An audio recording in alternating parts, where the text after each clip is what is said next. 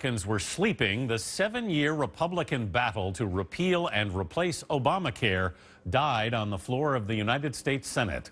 Here's Chief Congressional Correspondent Nancy Cordes. It's not a death knell. House Republicans begged their Senate colleagues today not to give up. You know, it's a fail. They've got to get back at it. Time to move on. But in the wee hours of the morning, Senate Leader Mitch McConnell said he had exhausted all options. This is a disappointment. It came after 3 Republicans defected on a last-ditch, slimmed-down repeal bill that many admitted was not great policy. Ms. Murkowski. Alaska's Lisa Murkowski and Maine's Susan Collins were the first to buck their party, as they have all week. Thank you, Collins!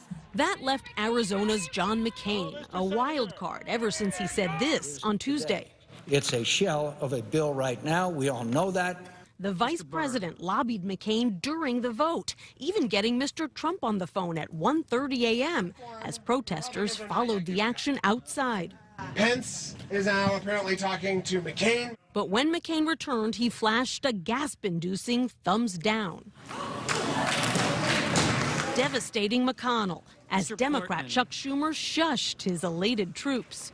It's not a time for celebration. It was a time of relief.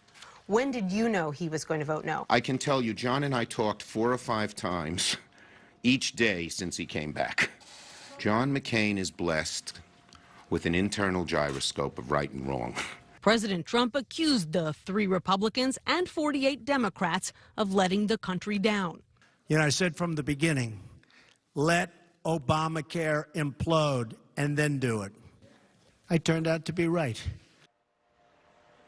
But some Republicans and virtually all Democrats want to see things move in a different direction. They have already begun to take the first tentative steps towards a bipartisan fix for some of Obamacare's problems.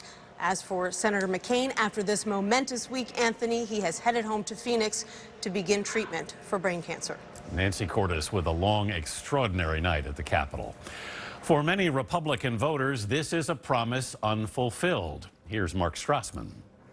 I think it's a soul-searching moment for Americans. They're disappointed Georgia Republicans. Not something I want to be part of. Disappointed that after 7 years of griping about Obamacare, Senate Republicans failed to produce a more detailed plan to replace it.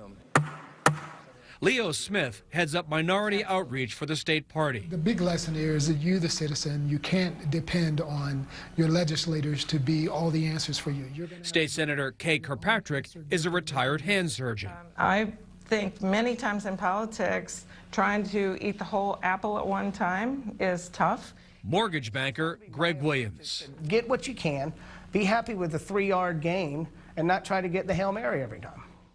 Of the 24 million Americans Obamacare insures, nearly 500,000 live in Georgia, where next year's premiums could rise up to 40% compared to the national estimate of 18%. 8 states will have only one insurance choice next year. There's one Republican approach out there, which I think is the president's approach: let Obamacare explode, regardless of the consequences. Are you on board with that? I think a lot of people get hurt. Williams says Senate Republicans snatched defeat from the jaws of repeal. You know, Trump needs a legislative win. And if I'm a House Republican in a competitive seat, not having this win I'm scared. Anthony, they agreed that health care is a national crisis that needs local solutions. And the Senate defeat proves once again that waiting for Washington isn't working. Mark Strassman, thanks. Today, President Trump took his campaign